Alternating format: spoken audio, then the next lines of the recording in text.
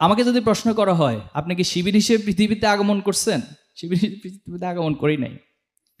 Even যখন শিবিরের কর্মী হয়েছে তখনও শিবিরের স্পষ্ট বিরোধিতা করতাম প্রায় জায়গায়, এবং প্রোগ্রামে গেলে একটা কমন প্রশ্ন থাকতো, ভাই রক কাটেন কেন আপনারা, আপনারা তো ভাই রাজাকার।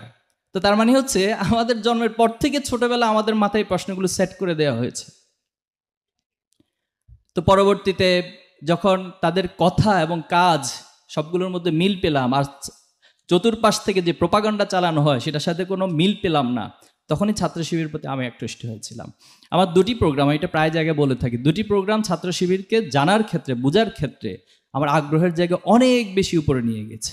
একটা হলো যখন এসএসসি দাখিল পর A+ সংবর্ধনা হয়েছিল, সেই A+ সংবর্ধনায় মানে এত চমৎকারভাবে সেখানে যারা এসেছিলেন, প্রোগ্রামটা ডিজাইন হয়েছিল, আমাকে অনেক বেশি উৎসাহিত করেছে ছাত্র শিবির সম্পর্কে জানার বিষয়ে।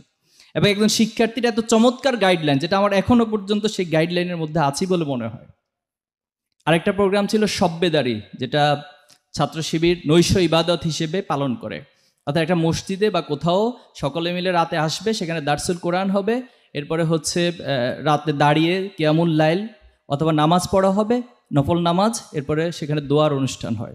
তো এই দোয়ার অনুষ্ঠানে গিয়ে আমি অবাক হয়ে গেলাম যে মানুষগুলোকে আমরা রাজনীতি বলি, অনেকভাবে গালি দেই, অথচ এই মানুষগুলো আল্লাহর কাছে দোয়া করে এত বেশি কান্নাকাটি করতে পারে। এবং সেই কান্নার মধ্যে তিনি নিজের জন্য যেমন বলছেন, এরপর তিনি বাবা মায়ের জন্য দোয়া করছেন, তার পরিবার আত্মীয় স্বজন সবার জন্য দোয়া করছেন। এবং একটা পর্যায়ে এসে দেখলাম যে সে দায়িত্বশীল ভাইয়েরা তাদের যারা বিরোধিতা করে, যাদেরকে তারা বিভিন্ন সময় অর্থাৎ তাদেরকে গালি দেয় অথবা প্রোপাগান্ডা চালায়, তাদের জন্য দোয়া করছেন।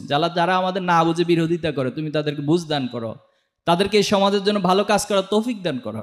এই কিছু কিছু বিষয় ছাত্র শিবির সম্পর্কে জানার ক্ষেত্রে আমার আগ্রহের জায়গাটা অনেক বাড়িয়ে দিয়েছে।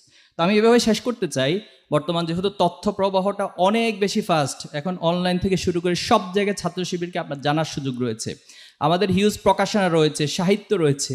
আপনি যদি এগুলো স্টাডি করেন, পড়েন, জানেন, তাহলে ছাত্র শিবিরকে সম্পর্কে আপনি জানতে পারবেন।